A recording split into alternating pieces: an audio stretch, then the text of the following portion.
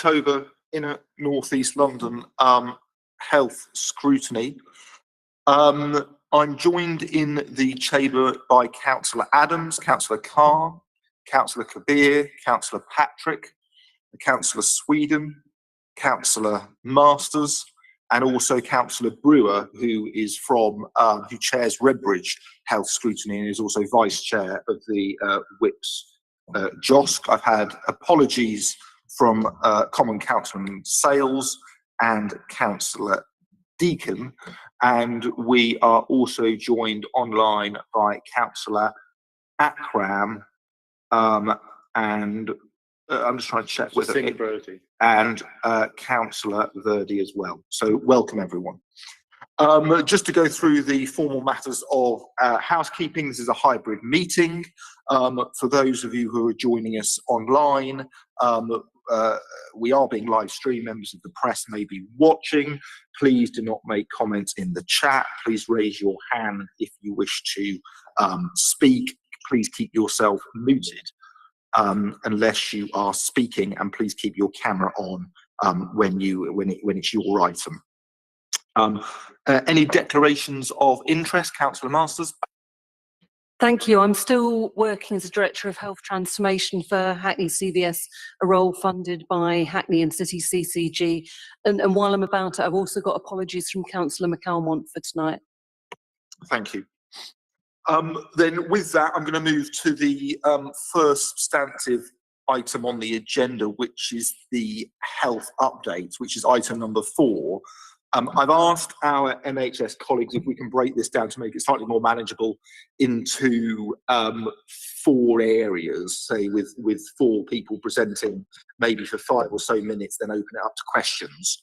So that just to everyone's on the same page, I was going to first ask Shane DeGaris, who's the Group Chief Executive Barts and BHRUT, to speak for 5 or so minutes on the collaboration update and priorities, and then open up for questions.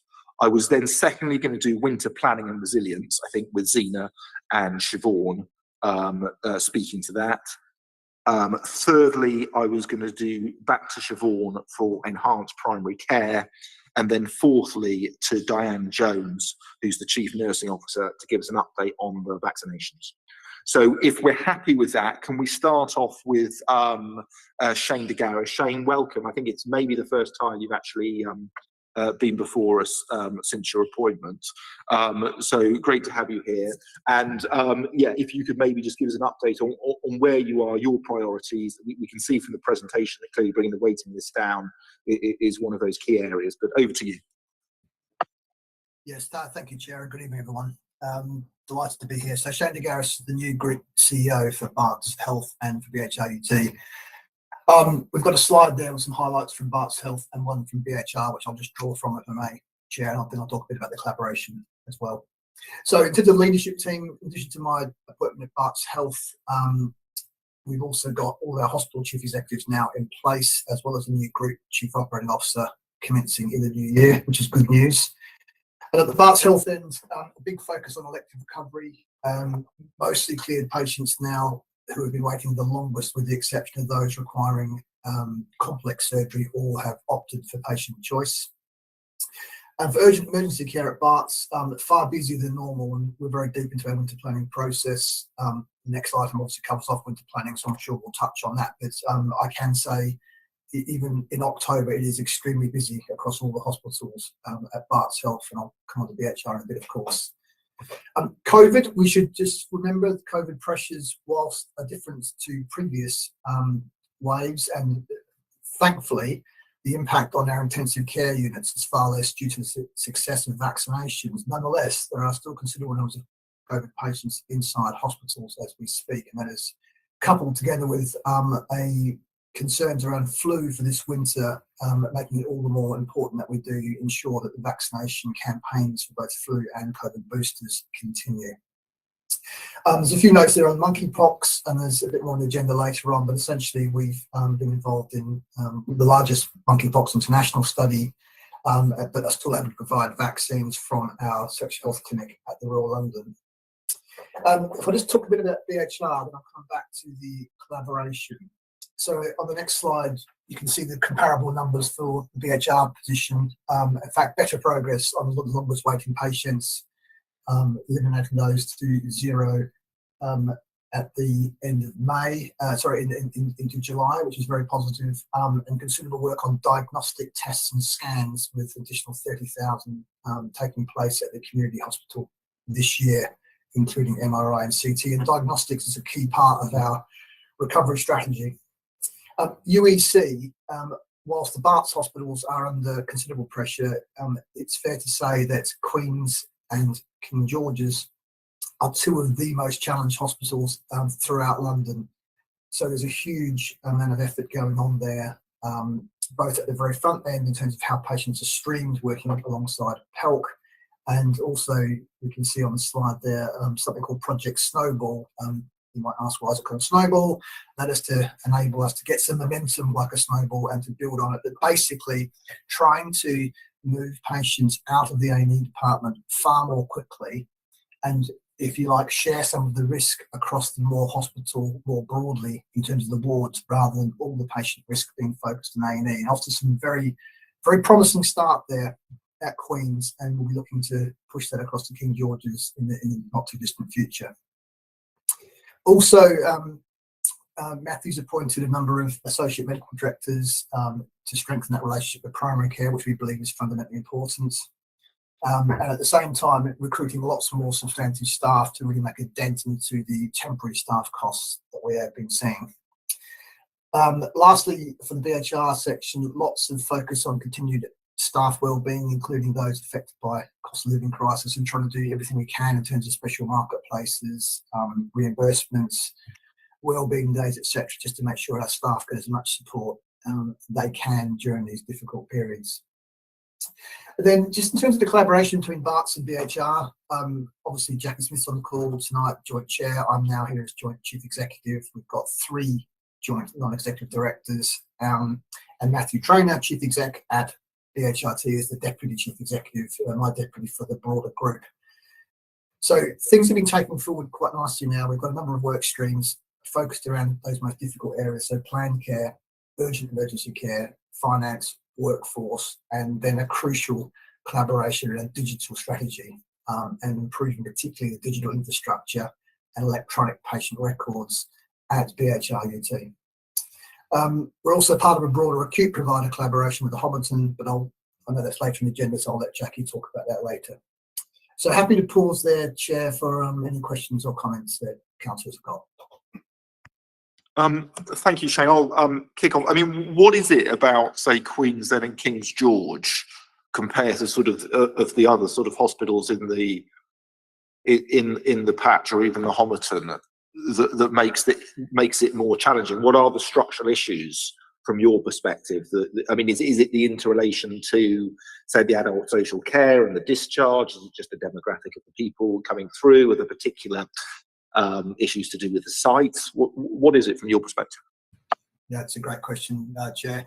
So unfortunately, there's no one single factor, but you can draw on several large factors. An example that Matthew Trainer likes to give is that King George Hospital has probably double the number of ambulance arrivals that the Hobbiton has, but at the same time has half the number of inpatient beds to admit patients.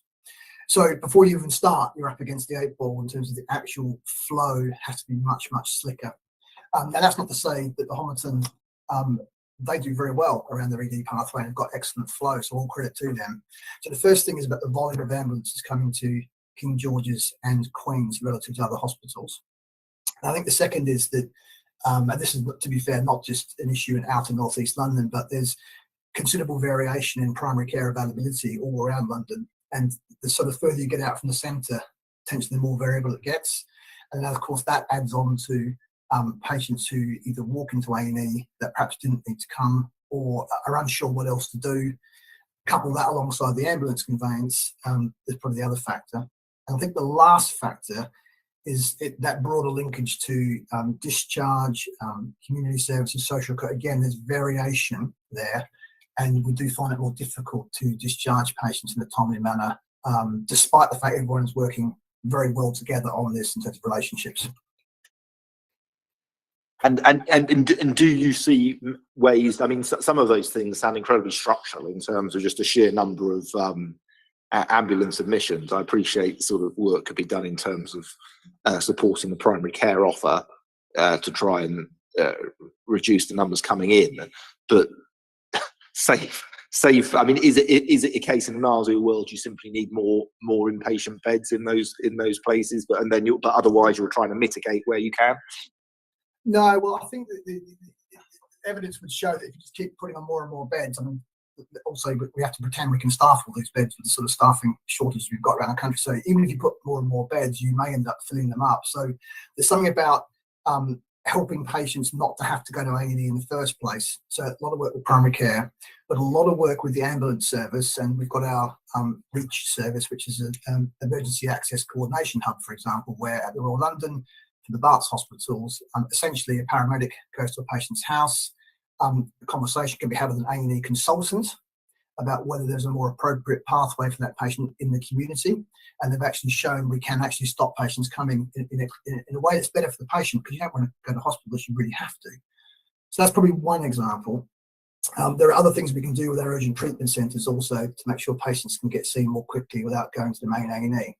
Now, having said that, there are things we can do inside the hospitals. So Project Snowball, as is described in the pack there, is very much about us trying to be slicker inside the hospital with our own pathways when patients do need to come into hospital. But also, as I say, sharing that risk across the wards rather than all the patient risk being sat in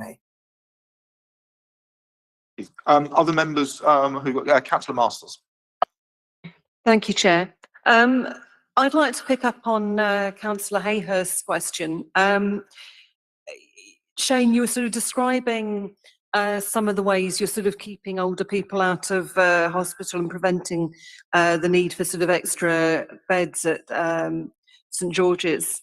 How practical is it to get somebody into a bed, an alternative site within the community overnight, given that a lot of people seem to have their falls overnight? And then the second question, just sort of jumping to another area, while I welcome all the support that you're giving to your staff, doesn't that just imply you're not paying them enough if you're having to offer this support in the first place? Thank you for those questions.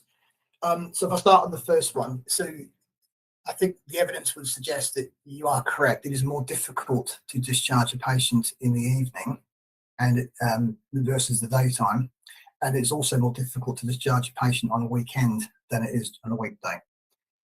Now, that's a very broad statement, but within that, there is some good joint work going on to make that easier. We're also going to take into account kind of the patient experience in this. Nobody wants to be sent home in the dead of the night. That's not appropriate clinically. But the ability to have, community services, social care and packages and access available over 7 days is something we've been working on quite well with partners, and I'm sure ICS colleagues may want to comment on that later. But a 7-day service that acts the same across all 7 days is crucial if we're going to manage patient flow. In terms of paying staff, of course, well, we are beholden to the national policies and national pay reviews, so we don't have much discretion what we pay our substantive staff. So what I've described there is some extra things we are trying to do to help staff recognise the situation that we are in. I think you might have got confused in your last answer about what I was asking. You were talking about people not having to go into hospital. So that's what I was responding to. I wasn't talking about the discharge process. I was talking about people going into hospital. I mean, you were saying, talking about people sort of going out to somebody's home and finding alternative pathways. But given that a lot of people fall at night, that was my question. While I would certainly welcome alternatives being found to hospital and people being aided to, if possible, sort of even stay in their own home and sort of be treated there. I'm just wondering how practical that is at that time. Yeah, apologies, Councillor. I did misunderstand that question. So the REACH service I described, the Emergency Access Hub, operates to kind of 10 p.m. at night, and we have found that obviously after that time there isn't access to be able to have that admission prevention service as you rightly described, but it is a fair coverage in the day that we can do. But obviously anything happening sort of after that sort of time, the patient would be conveyed to hospital, and quite appropriately. Unless there are any, I see. I say Cllr Brewer and Cllr Adams. I'll take these two together because then I want to move on to the next item. Cllr Brewer. Are you happy to take a question, Shane, on community diagnostics at this stage? I think what can I do? Can I wrap that up at the end, because that's at the end of the pack? And Okay, I'll wrap that in at the end. Thank you. So I see that's on the agenda as well. Cllr Adams. Yeah, sorry, my question is on COVID vaccine. We're going to deal with vaccines later on as a separate sub-item, so hold that too. Okay. Thank you. Okay, that's wrapped up those two. Okay, so we'll come back to both of them, I promise. So can we now move on to the second of the four parts in terms of winter planning and resilience? And I think we've got Zina and Siobhan. I'm not sure which of you wishes to kick off.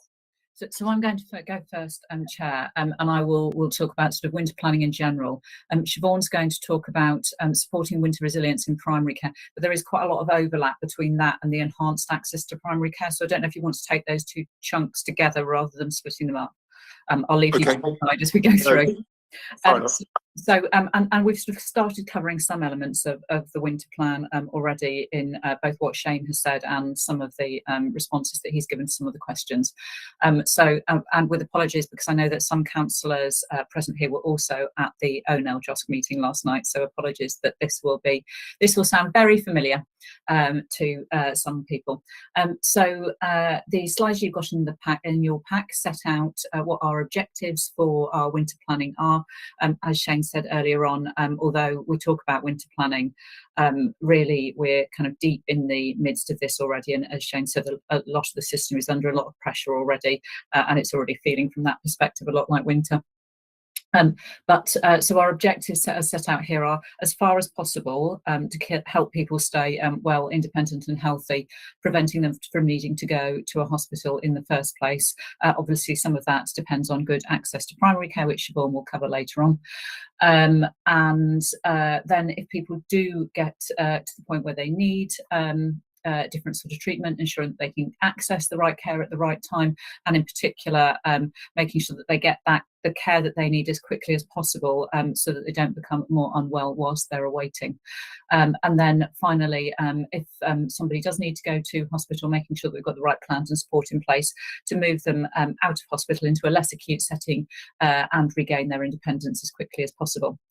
So we are working at various different levels through the system, both at the whole system, with our places through our place-based partnerships, and also through our provider collaboratives, to get in place all the things that we need for the winter, and to make sure that we also meet the 8 core objectives set out in the NHS winter requirements letter.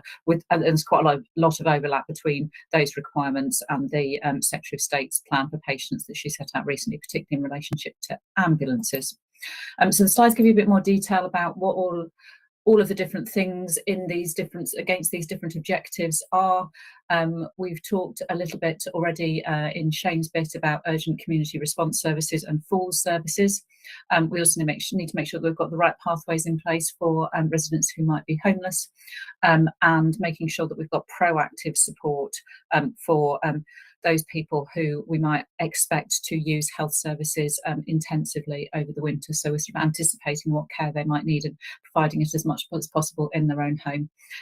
We talked a little bit earlier on about falls, by providing really good wraparound support of nursing and residential care homes. We find that we're much more able to keep those residents in their residential homes and not going into hospital in the first place, and services like Reach really help with us with things like that, but also making sure that we've got GPs, for instance, supporting nursing and residential homes. Virtual wards, there's a lot of work going on virtual wards to keep people in their own homes as much as possible. And we are exploring some sort of pilot work around some enhanced domiciliary care to both make sure that we are doing our bit to maximise the sustainability of social care, but also take some of the pressure off some of the workforce that would otherwise come from the health side. We need to make sure that we don't lose our focus on children, particularly since we're expecting higher than usual respiratory illnesses this year. And vaccination is obviously also really important in making sure that people stay well in the first place, and Diane will talk to that later. Obviously, when people do need to access urgent and emergency care, we need to make sure that people are able to do that as effectively as possible. A huge amount of planning goes on every year on this, huge amount of focus, and a lot of work to both make sure that where we've got urgent treatment centres, we are integrating those where appropriate with A&E services. As I said, Siobhan will talk about primary care. And then you heard a little bit earlier on from Shane about Project Snowball, which is one of the initiatives going on in one of our hospitals, just making sure that we've got people flowing through and moving through hospitals as quickly as possible. We've talked a little bit at the bottom of the slide in that pack about supporting the system. It's really important that we have really good, really up-to-date information about what's going on across the whole system, and we're able to act quickly in response to particular points of pressure in the system. So there's sort of system control or system oversight processes are an important part of how we make sure that our residents get the urgent and emergency care support they need this winter. And then sort of at the other end, once people have been in hospital, we've talked already a little bit about discharge planning, but also making sure that that is properly connected to reablement services, so that our residents leave hospital as ready as possible and on the right pathway to regain independence as quickly as possible. And that sort of partnership working between health and social care is really, really important. That is a very quick whiz through the kind of core objectives. We've talked again a little bit already today about supporting our workforce. So there's a really important strand of work here about making sure that our workforce are effectively supported to manage the pressures of winter. And then we'll be running a winter messaging campaign, trying to encourage our residents to take up the flu and COVID vaccines, and prevent those sorts of respiratory illnesses, giving our residents information about how they can best access the best service for them. So that might be 111 or community pharmacy or mental health crisis services. And then finally, and particularly in conjunction with local authority partners, making sure that we've got information available for residents about the financial help that might be available because of the cost of living crisis, but also advice on NHS care costs and prescriptions. The winter plan is a really dynamic plan because we need to respond quickly to whatever happens over the next few months. I will pause there, Chair, and just to hand over to Siobhan to talk about the primary care parts of this. Thank you. Would you like me to cover all elements or just the resilience first, Councillor Hayhurst, and then the I think do resilience and also enhanced primary care together. Okay, I'll do. Okay, no worries. Okay, so just building on the plans that Zina has outlined, I guess we're basically putting in quite a comprehensive framework of support for primary care, building on a couple of really tough winters, obviously through COVID, and a lot of learning and evaluation that's gone on around things that we know that do work and help keep practices resilient and keep them stood up during difficult times. We've got a kind of locum bank scheme, for example, where practices can draw down on additional locums when they need them. We have a buddying scheme, so practices support each other during any periods of intensive staff sickness and etc. and things like that.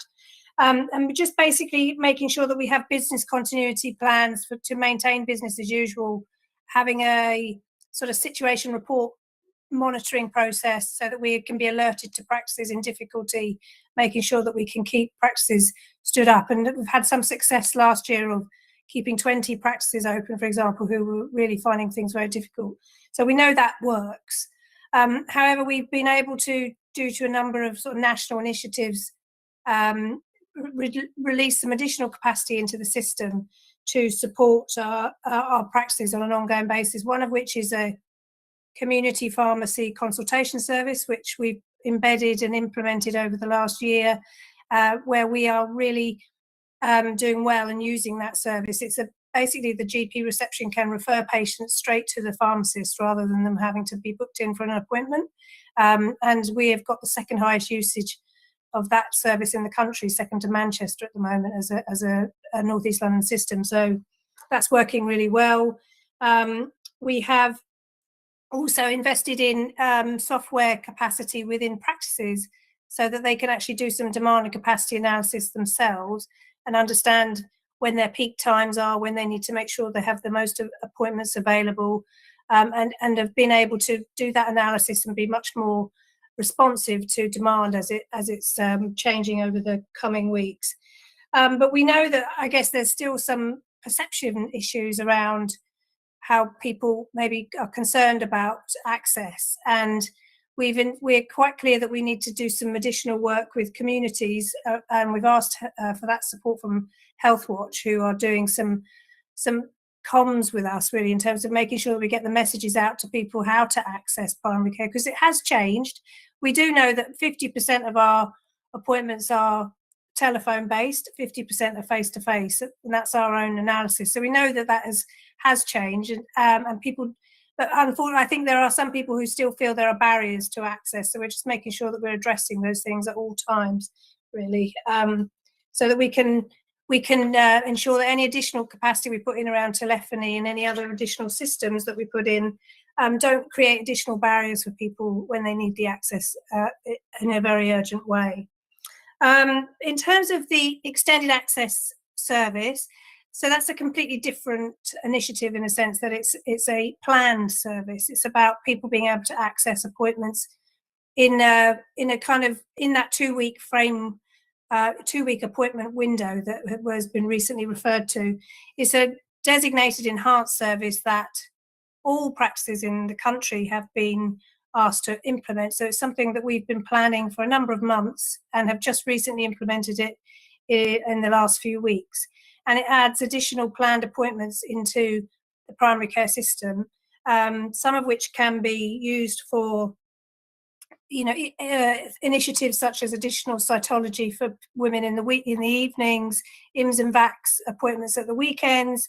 But it's also an initiative that has created a bit of a gap in our system around urgent access, which was something that we were using this resource to meet that need on an ongoing basis. So we know that we've got some more work to do in terms of making sure that the system can respond adequately on a continuous basis to the urgent need as much as the planned need.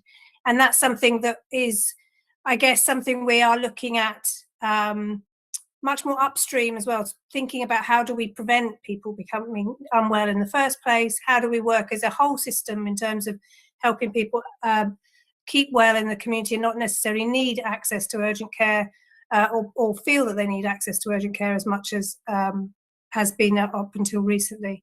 So there's a lot ongoing. There's lots of opportunity to do that work through the whole system now, but keeping sighted on making sure that the practices stay resilient, really, and we keep that inequalities focus throughout what we're doing in terms of maintaining access in the winter months.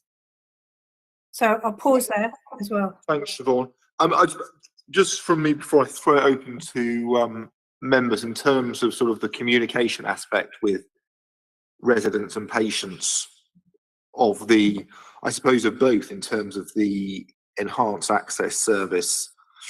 I mean, just looking at the area I know better in terms of sort of like the different websites, the different surgeries in Hackney, in terms of explaining to residents about this new service in terms of enhanced access, say on Saturday, explaining why they may not go to, say, their designated surgery, but to someone else in the PCN patch, and just that explaining that system so people are familiar with it. I suppose I'll throw it open as a comment in terms of whether there's more work to be done there so people understand that. But also in terms of sort of the more urgent care side, as a resident out of hours, then what's my pathway in? Is it still to call 111 even though arguably there's a lack of confidence in that system and be met with a computer algorithm, sort of, you know what I mean? Why aren't I just going to go to A&E where I can see somebody rather than go through the frustration of 111, where I feel like I can't get hold of, you know, I can't speak to a proper doctor. So what are you doing about that? What's that barrier to try and the core point of the patient?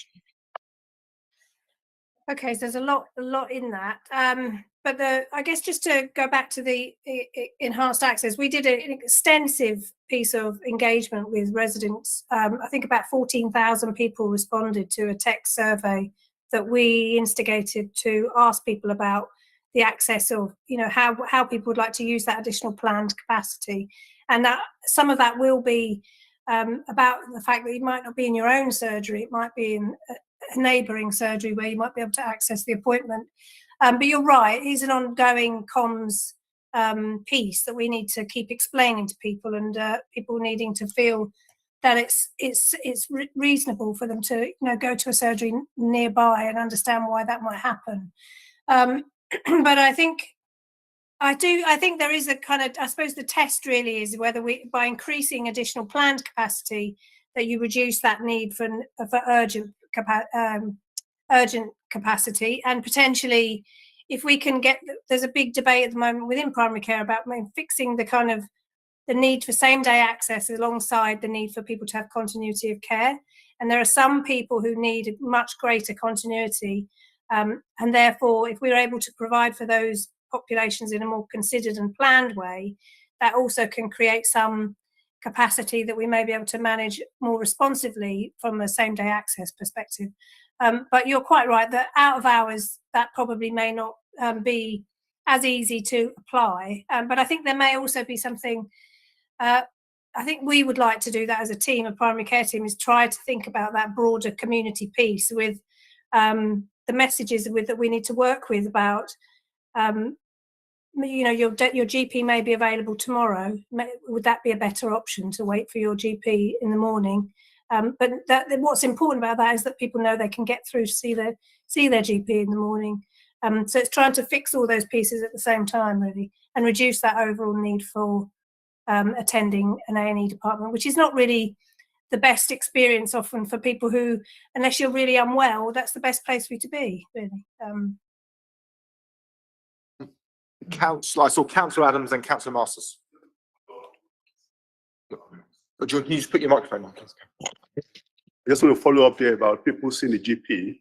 I've got an experience of somebody that they said before you can see your GP, you need to phone in the morning to book an appointment. And the person did that, and they said we got a call back, around 2 o'clock or 4 o'clock, and he didn't get a call back. Then he decided to go to the surgery to see what's going on. When he got there, they said that he should sit down, that the GP will see him. And after about half an hour, they said, "Oh, are you still sitting down?" And he said, "Yes." He said, "I should sit down." "Oh, I'm sorry, GP can't see you today." And the person said, "Oh, I've been trying all day to see a GP. This is 4 o'clock. You can go to A&E." So I'm wondering, what kind of system is that? I don't know if that makes sense to you, but that's somebody's experience. Yeah, thank you. I'm going to take Cllr Masters in terms of time, and then deal both together. Cllr Masters. Thank you. It's a question for Siobhan.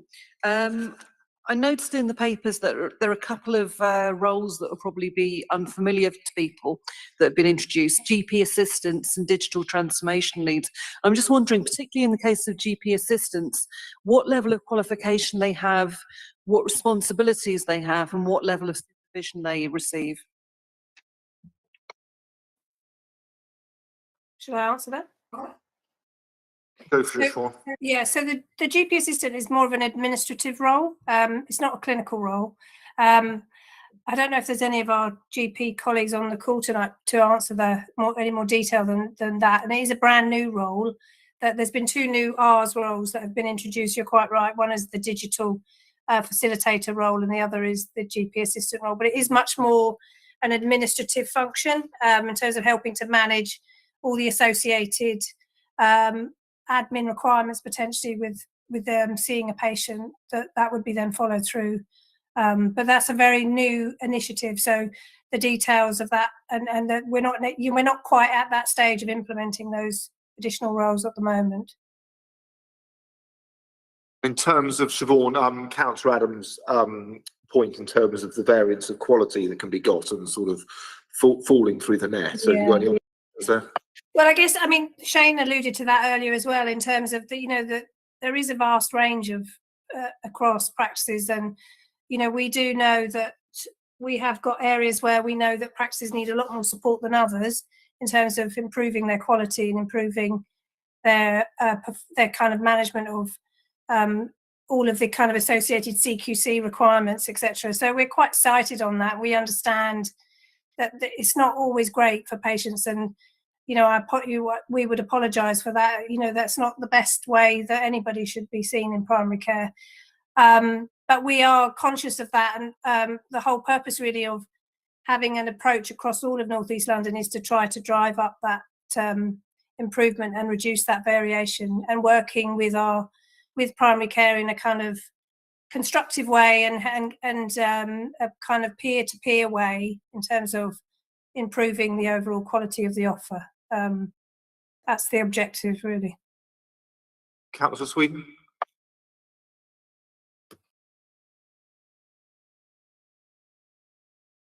Oh, okay. I'm not sure I was. Just a quick question, which falls between the two stools, really. There was a mention of integrating urgent care centres with A&E. And my question, just my suspicious mind, my question is simply are we going to lose any urgent care centres? I'll answer that, Chair. I think I may have been asked a similar question last night, so Councillor Snowden will be well placed to tell me whether or not I give the same answer. So really, what we mean by those words on the slide is some at hospitals where we have urgent treatment centres essentially at the front door. We found this at Queen's Hospital, for instance. Unless you've got really effective integration between the urgent treatment centre and A&E, patients can end up having quite a poor experience.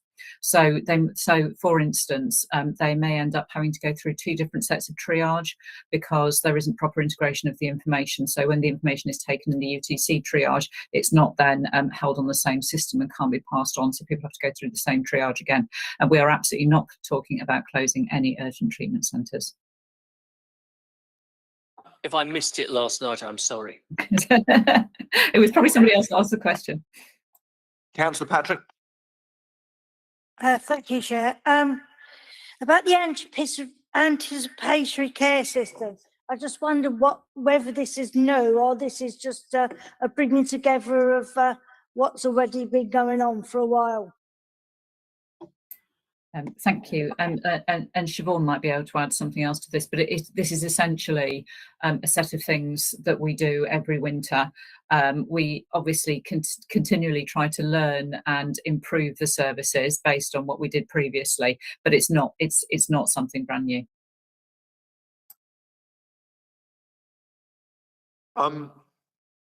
Can I just come back on just sort of thinking through, Siobhan, in terms of sort of that out of hours point? I mean, I think it may have coincided with your time in Hackney, when essentially we had pretty much a Rolls-Royce out of hours service set up by the GPs themselves. I think it cost about 4 or 5 million a year, so it wasn't cheap by any stretch of the imagination. But essentially, you had a GP on call all the time, answered calls out of hours, and also at the Homerton, at the hospital, you had a GP surgery there. So if people came out in that were more appropriately dealt with there, they got diverted off there. So the pressure then came to merge budgets with 111, and that fell by the wayside. To what extent have you given consideration to initiating something like that on an Inel level? To provide a comprehensive wraparound out of hours service. I mean, I think on 3 occasions it diverted me from A&E with young kids instead of being able to have the confidence of speaking to a doctor. I mean, are you giving thought to that, or can't you work your way out of the 111 system and how much money you have to put into that to make something like that work? So we're not consciously looking at a plan like that, no. But I think I'm not sure if you're familiar with the piece of work that's called the Fuller Review. Have you heard of that?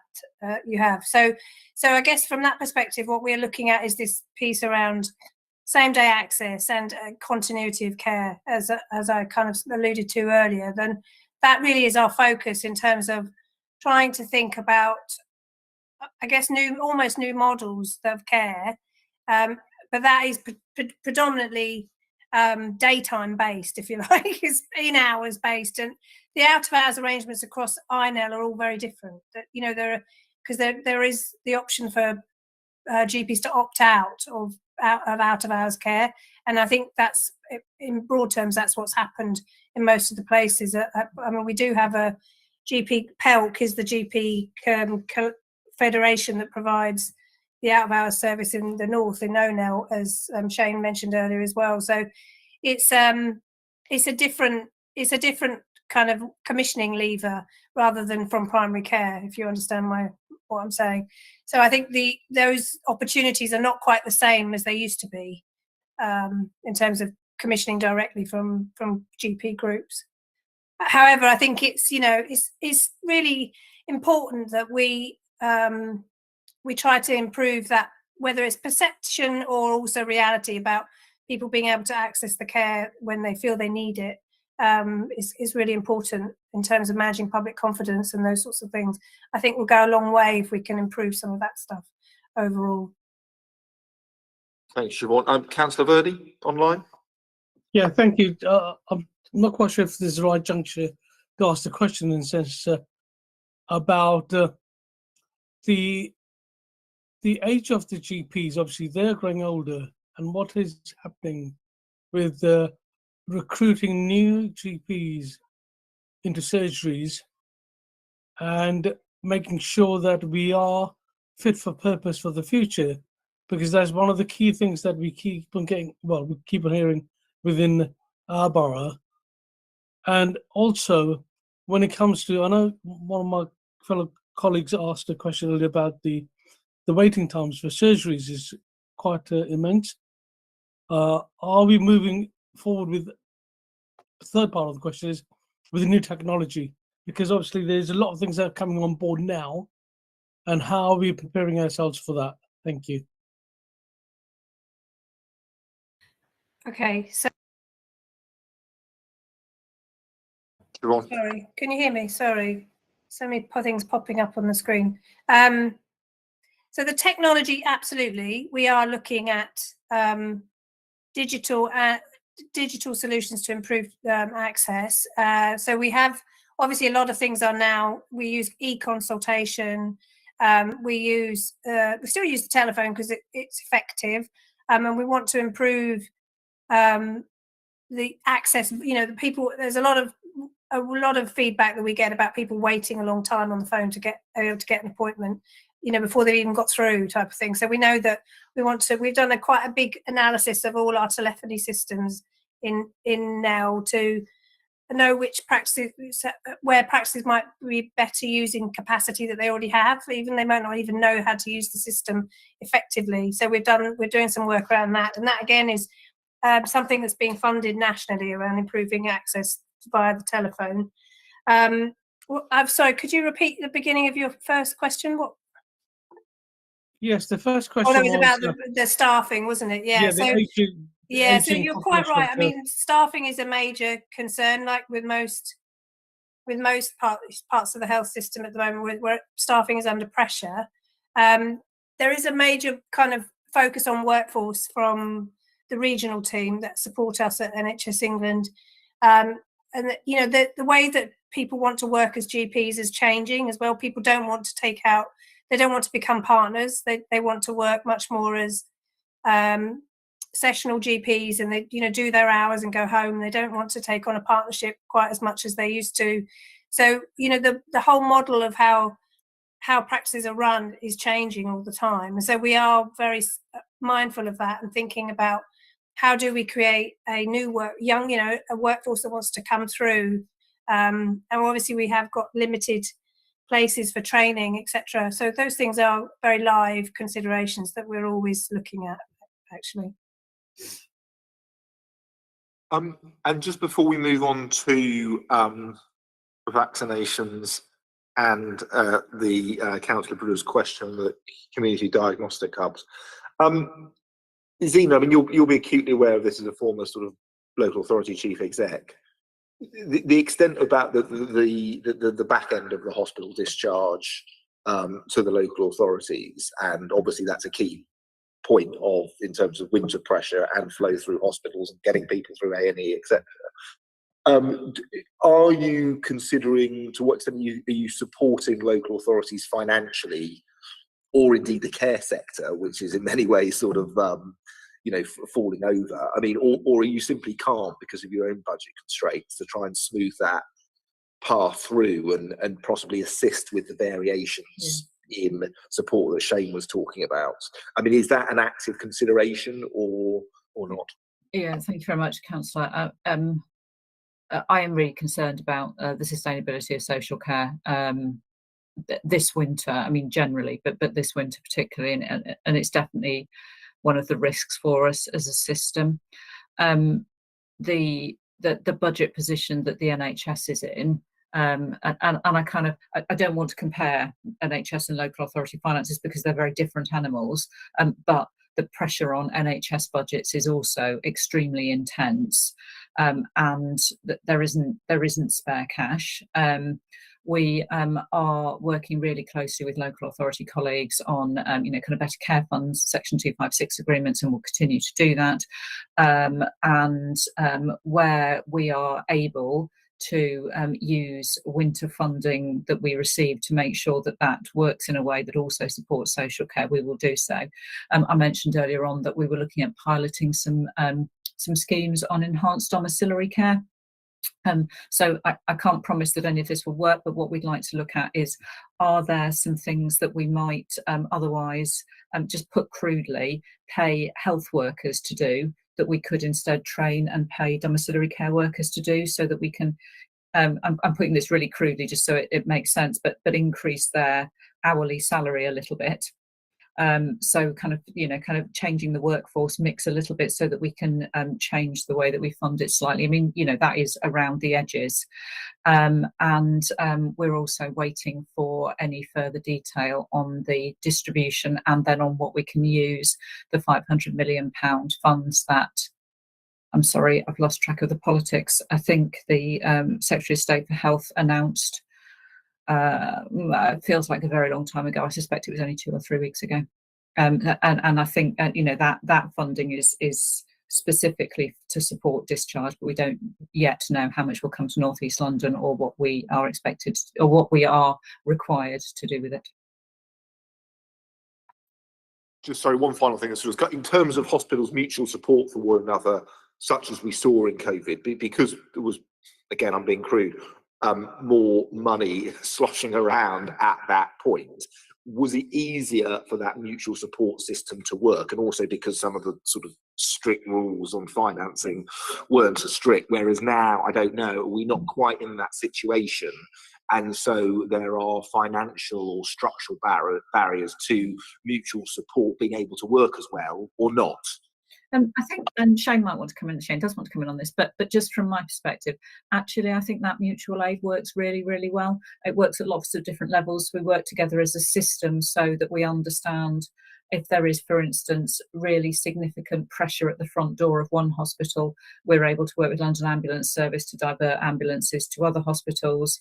And there's a lot of work going on mutual aid on planned care. But Shane will have Shane will be able to talk to that in more detail. Yeah, thank you, Zina. Thanks, Chair. So I think, just to assure councillors that if you like, the practical mutual aid day to day happens without people having to worry about it. So in terms of ambulance flows, if one hospital is under significant pressure, we agree with other hospitals and partners, Zina's colleagues, LAS, about how to manage flow as best we can so that patients get waiting times equalised, and ambulance can get back on the road. So things like that happen routinely. Critical care, we do this all the time, transferring patients around capacity, safety. Where it gets more tricky is that, as you've referred to, Chair, the kind of the back end of the pathway, because the Royal London Hospital is a good example. It's a major trauma centre and a major stroke centre. It often attracts patients from well beyond how much, and actually often well beyond North East London, and repatriating those patients back to their place, particularly if they need intervention from borough-based services, is more tricky. Now, North East London, of course, do help the hospital with that and help us broker, but it is more tricky because of the way borough finances work. But the NHS, we don't, that's not a restriction at all. Thank you. I think before I then, can I just, because I know Councillor Brewer had a question on the Community Diagnostics Hub, and that was at the end of the presentation for noting. So if I can Councillor Brewer, can I bring you in now to ask that question on the Community Diagnostic Centres? This is page 32 of the agenda onwards. And then I think maybe Zina might be the best person to answer, but I'll be told otherwise. So Councillor Brewer. Thanks, Chair, and thanks for the presentations. It was just as simple, do we have a timetable in terms of the development of the centres? I know there's 2 identified sites, but really, you know, what the plan was and whether we've got a timetable. Thank you. Yeah, and Councillor Brewer, my apologies, we haven't brought anybody with us who can, even that's, unless Shane can remember the answers to that question, and I'm sorry, I can't, but if we're able, we'll get back to you quickly in writing on that, because it is a very straightforward question. I just can't remember the answer. Thank you. We'll take that later. Thank you. Then can we move on to the vaccination side of it? And so we've got Diane Jones, who's the Chief Nurse, to speak to us, and I'll bring Councillor Adams in after Diane has spoken with his question on COVID. So Diane, over to you. Thank you and good evening. So I'm just going to give a brief overview of our vaccination campaign across North East London. There's currently 5 vaccination programmes running simultaneously, which is the COVID booster. We've also got the flu vaccination, monkeypox, measles, mumps and rubella, and polio. So you can see that it's quite a busy space trying to make sure that we can cover all of this for our residents. And in variable households, there'll be almost everyone that is eligible for if not 2 vaccinations or more. If I take the autumn booster first, in terms of the COVID and flu, we are trying to offer both vaccinations and make every contact count. We've started that, and we've got programmes running across the boroughs, particularly around our pharmacy. Our community pharmacists have really been playing a big part in people choosing to go to the pharmacist for their COVID vaccination. But also we've got our primary care sites, as well as our vaccination sites and hospital hubs that are also doing that. We're running flu vaccination for our vulnerable population and for all of our staff. So really encouraging colleagues and residents to get vaccinated, as that is also part of the winter plan. We've seen that it does keep people well. And as we've been talking about, you know, conveyancing to hospital, that if people are vaccinated, they're doing all that they can to keep themselves well and stay within their usual residence, whether it's at home or their care homes.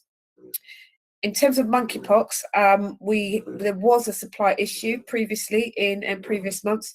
That has resolved in a sense because there's been a new guidance about how dosages are given towards monkeypox. It's still been rolled out to the eligible population, which is the gay, bisexual and other men that have sex with men and frontline staff. So they remain the groups that we are targeting to support, to encourage full vaccine, whether it's a pre or post exposure, that they are vaccinated for monkeypox. We're not seeing a great uptake there. We've done a lot of stakeholder and community engagement with monkeypox, and some of the feedback that we're seeing through the community engagement is that those eligible populations are showing some hesitancy, if you like, towards being vaccinated. I think it goes into that same pool of, well, what's next? Because so many campaigns are running together, there is a hesitancy we're finding amongst that population in terms of monkeypox. But the supply is there. We're not seeing the uptake as we initially saw to start with across all of our areas. Measles, mumps and rubella, that is going well. We've got a far better uptake around the MMR vaccination for our young children. We're behind by about 2,000 vaccinations across our patch, which is very, very small compared to polio, where we're trying to target 220,000 young people and children. So you can see there that there's a stark difference between the two. And really, the measles, mumps and rubella and polio vaccination should all be part of business as usual. But we've had to do these booster campaigns because we've seen across North East London that our numbers are quite low. I mean, they are low across London, but ours are significantly lower. We know that a lot of this is because the amount of outreach we have to do, and we are doing, means that it's not just one contact when we're offering vaccinations. It's for some seldom heard groups, we are having to reach out almost 2 and 3 times to gain that trust before we can actually convince people that vaccination might be the right thing for them and for their family. So that work is ongoing. In relation to polio, we have sent out invites to all of our eligible young people and children. We're at about 97% of invites have gone out. Unfortunately, our uptake isn't quite as high. We're around 22% uptake. That varies across boroughs, and then it also varies across practices as well. So we do have a breakdown by every single practice across North East London.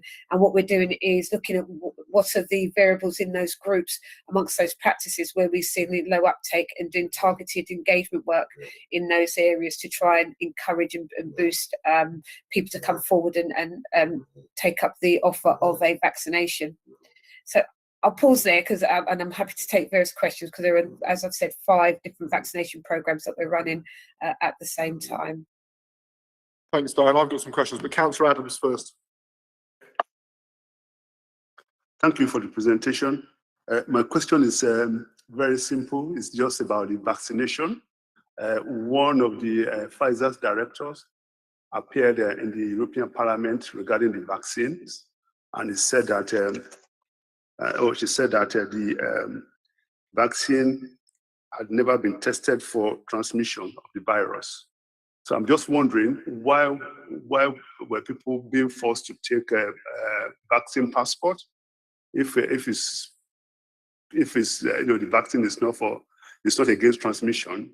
So what is the purpose of people being asked to have a COVID passport or something like that?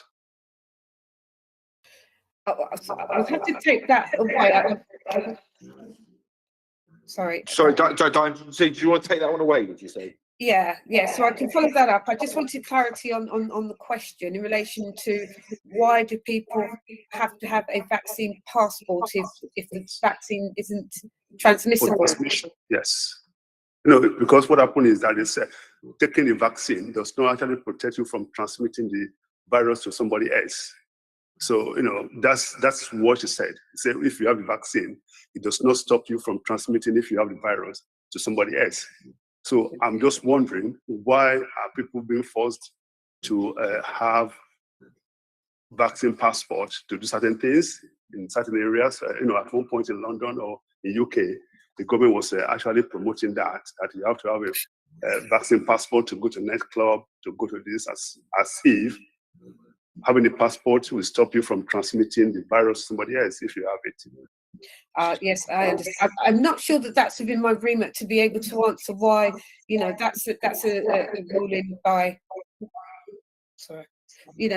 So I can't answer why people have to. That's it. Some establishments require people to have a vaccine passport, and it's not something that I can give an answer to of whether or not that should be permissible or not, because that is down to individual establishments, whether or not they would require somebody to have a passport to enter their establishment. Just a follow-up on that, all the vaccines, are they just for preventing people from going sick, not to prevent transmission? Or is it only Pfizer, or is there any difference between all the vaccines in terms of transmission of the virus? So the purpose of vaccines, we've seen that we have shown that if people are vaccinated, if they are to contract the COVID virus, that the impact on them and their well-being is in most cases is less severe. So in the first instance, it is really about the well-being of those individuals, particularly if you are vulnerable and you have other health conditions and health issues.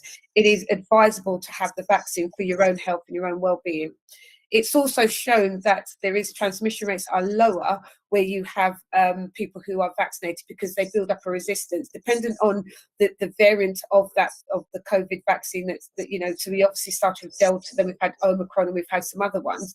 Dependent on the vaccine, you have a resistance and you build up your immunity towards particular viruses. So if everyone's building up a level of resistance, it does mean that the transmission rate will be lower, and it also means that if you are to contract COVID, the effects are less likely to be severe. It's less likely to require hospital admission.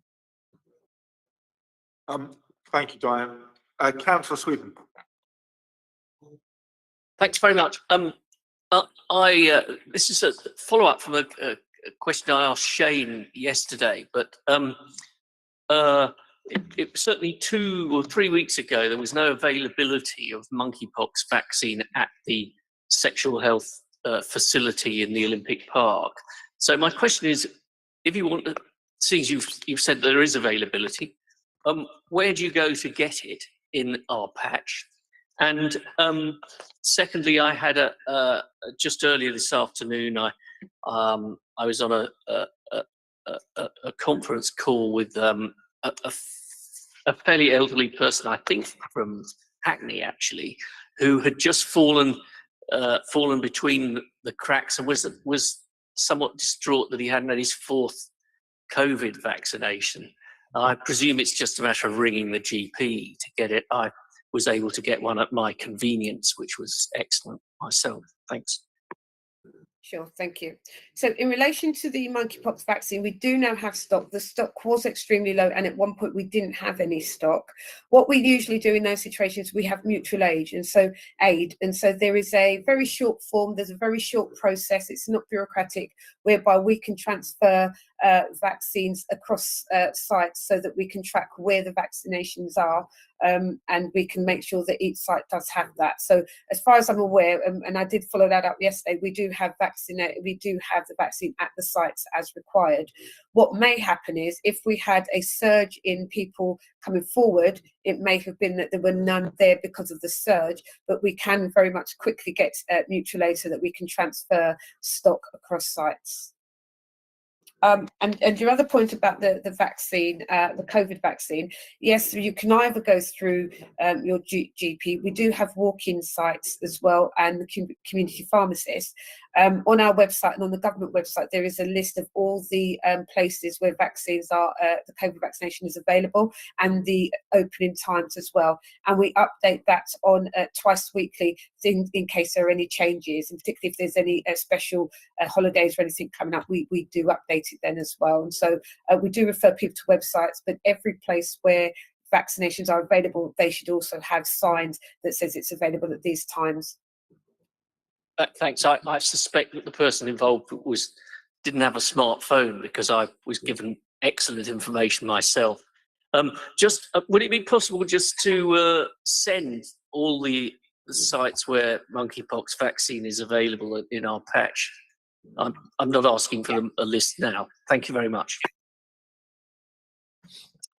Diane, with polio and reference there to 22% uptake, as I understand it, it's not being done via the schools. Is that right? So it's not as in the vaccination is not, a nurse isn't going into the schools, form going out to all the parents' kids. Wouldn't that be the more? Tell me if I'm wrong, but that's from my experience. That's not happening. Wouldn't that be a more efficient way to garner a greater uptake? So I suppose we've tried that before. We tried that with the COVID vaccinations, and it was fraught with challenges and difficulties, and actually delayed getting vaccinations in, because you had to have the parents there with the young person, and so for parents who are working and other reasons, it was really difficult. The other thing is, for the cohorts for the polio vaccination, some of them are preschool age as well, and so it wouldn't be for everybody. We find that the most appropriate way is parents or the carer, responsible adult, wants to be there with the child quite rightly for their vaccinations, and so we're trying to offer as flexible appointments as possible for families to go along to enable them to have the vaccination and for their child. And quite often, if they're going along for the MMR, we are able to offer the polio at the same time. We're trying to give advice so that they don't have to make two visits. They can do them both in one visit, dependent on the age of the young person and the type of vaccination that they need. But I suppose to then just working through your valid point about parents being there. What about, I mean, nurses end of school day setting up a clinic actually in the school when everyone's there in situ, rather than being asked to, because clearly uptake is going to drop off as soon as you ask someone to traipse half an hour, 40 minutes across the borough or whatever to get it. I mean, can we not be more focused on what, sort of common sense things like then taking it to the school for after school? Absolutely. Where we can do clinics, so we're doing a lot of outreach and encouraging, so if we can do them after school time when parents are collecting young people for those age groups where that is eligible.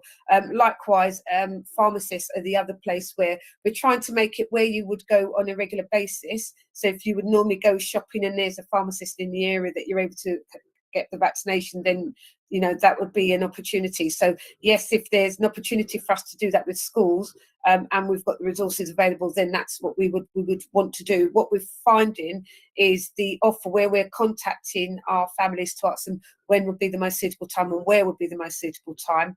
Vast majority do want to go to a practice nurse within a primary care setting. Councillor Adams? Yes, my question is on the MMR vaccination program. If 10% nationally are not up to date with their MMRs, what is the NEL percentage?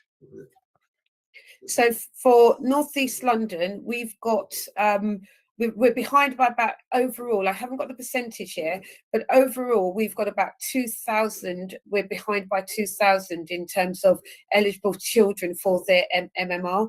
And we know that it's about, I know in the UK it's 1 in 10, but for us, when I'm looking at the information, it is slightly higher than that. We're not 1 in 10, we're doing a bit better than that, but I haven't got the exact figure here and I can find that out and give a percentage back to this committee. Thank you, Diane. And then just lastly, just on the polio, I mean, I didn't know until I read the papers, and perhaps that's my fault, that say polio had been found or detected in City and Hackney and Waltham Forest. Now, I don't sort of know what sort of level of risk is involved there, but I mean, to what extent are you undertaking on the comm side to let people know about that, to try and drive up uptake of the vaccination? Sure.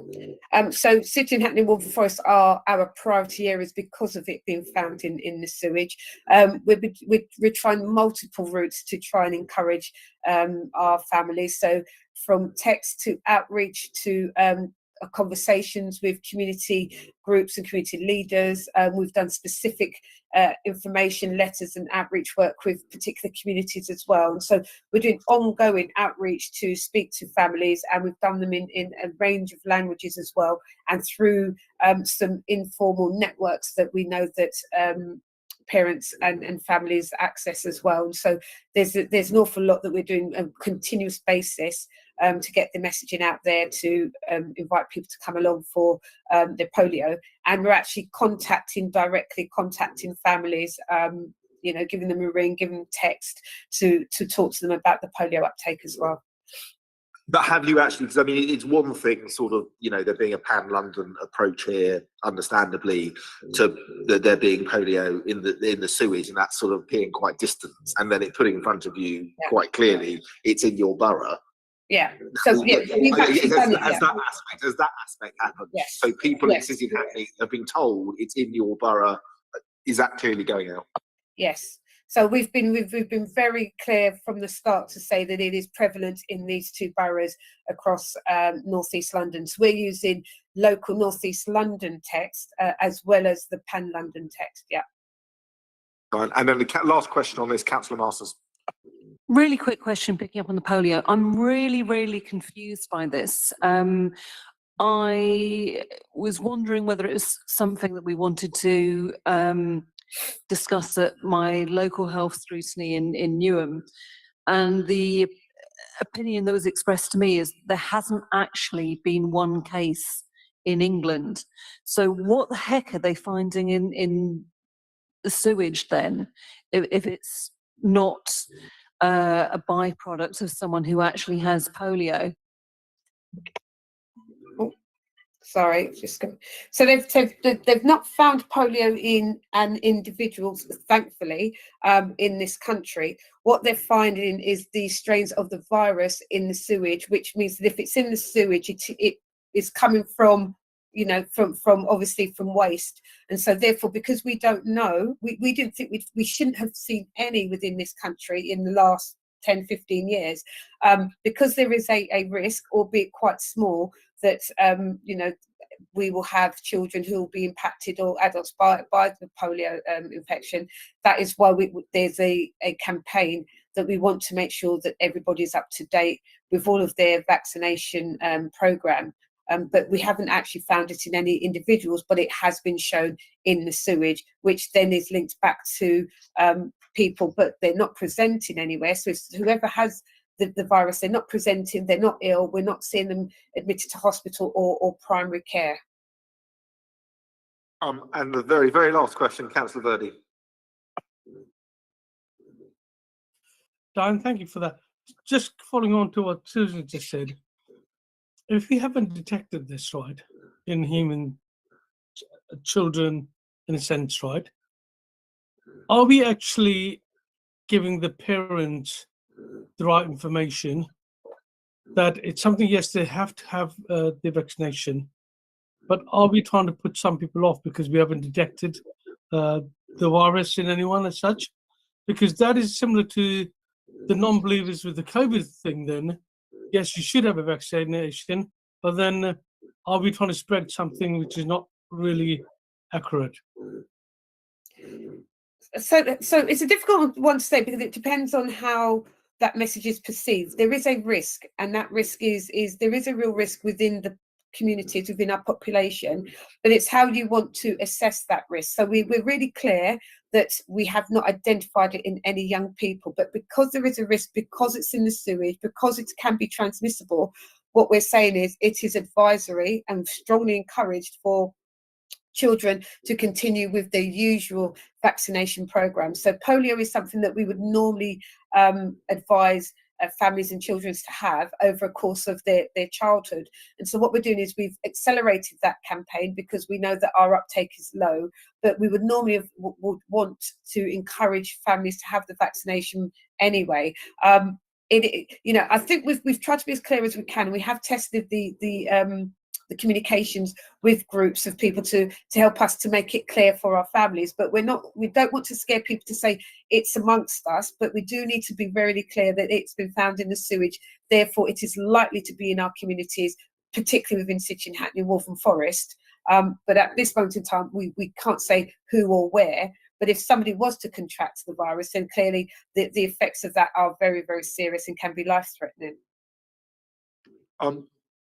Thank you, Diane, for your work on that. I'm going to draw that item to a close. Thanks everyone for their questions. Can I now move on to item 5 on the agenda, which is developing the ICS strategy? I understand this is something Zina has been working on, and I think it's a requirement that, I think if I've got it right, it's submitted by December of this year. So Zina, do you want to give us a very brief overview? I will do. I'm very conscious of time, Chair. So very briefly, as you say,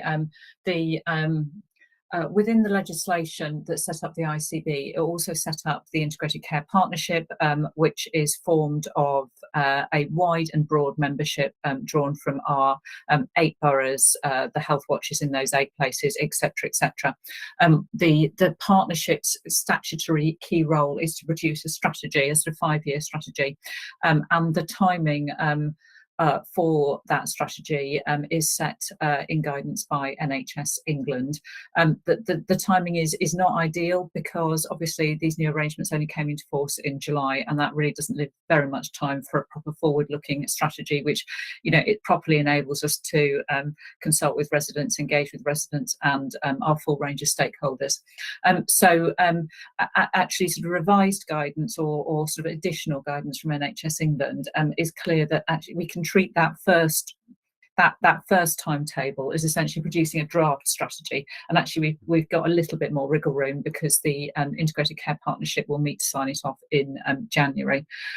The strategy is important because it sets the sort of strategic framework for a second key document that we need as a system, which is our joint forward plan. Which includes 2 years worth of operational plan. So in broad terms, what are we going to spend the money on over the next 2 years, and what will that money pay for or buy in very crude terms, and a sort of a longer forward look. So the integrated care partnership strategy is so that's the integrated care partnership strategy. The presentation on this, it starts on, I think, page 39 in your pack.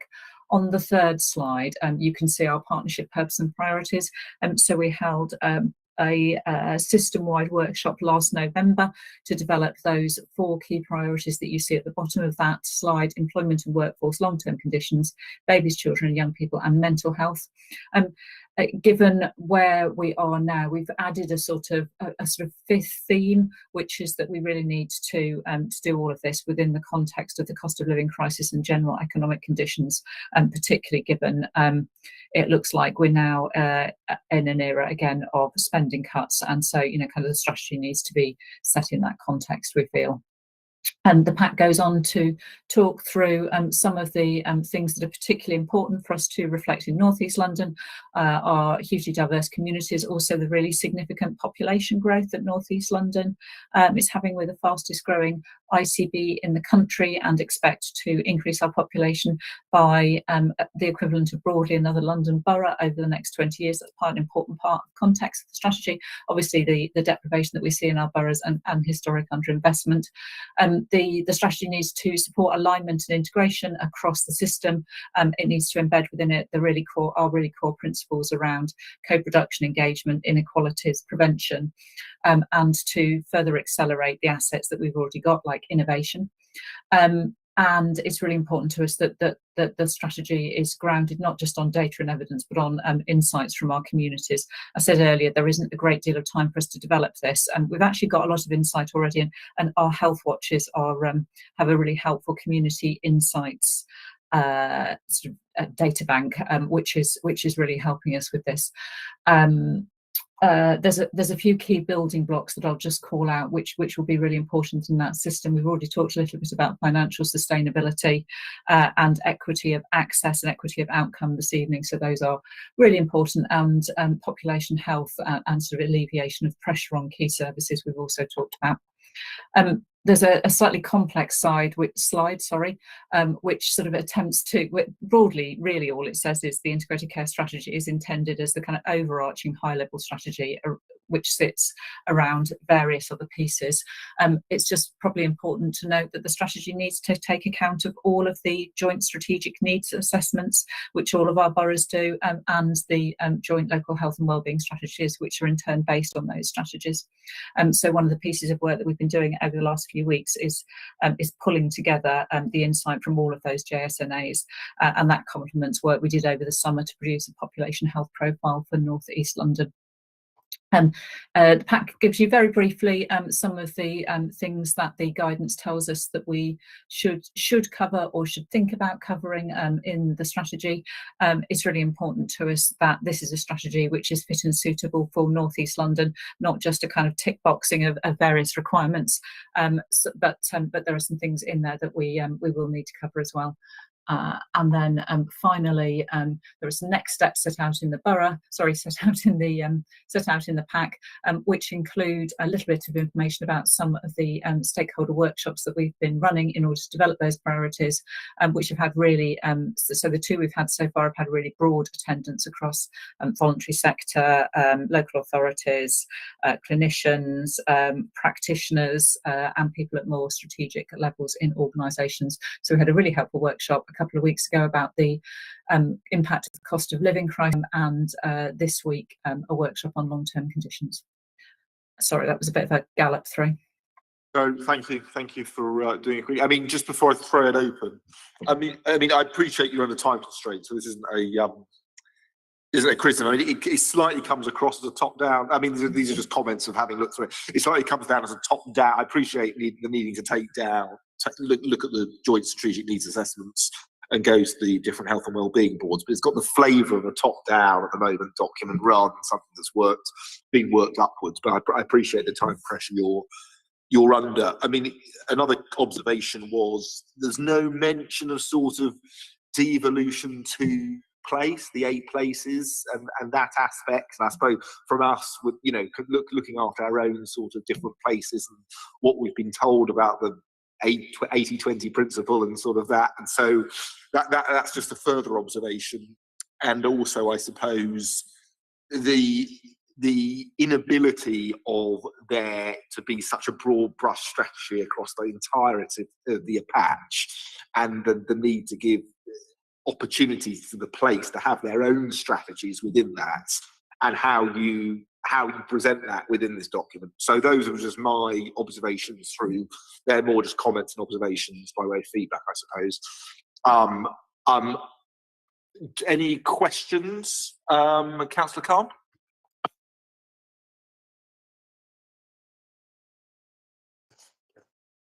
Thank you, Chair. My question is that can you explain the committee that step you are having or will be taking to address the shortage of nurses and recruiting the new nurses for the care home? Which page are you on? Sorry, national recruitment. Say again. Sorry. National recruitment. On the recruitment. Yeah.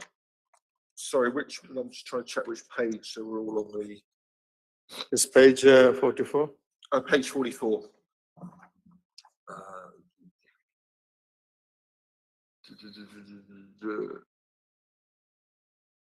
Is that at the bottom left on page 44? Just trying to see.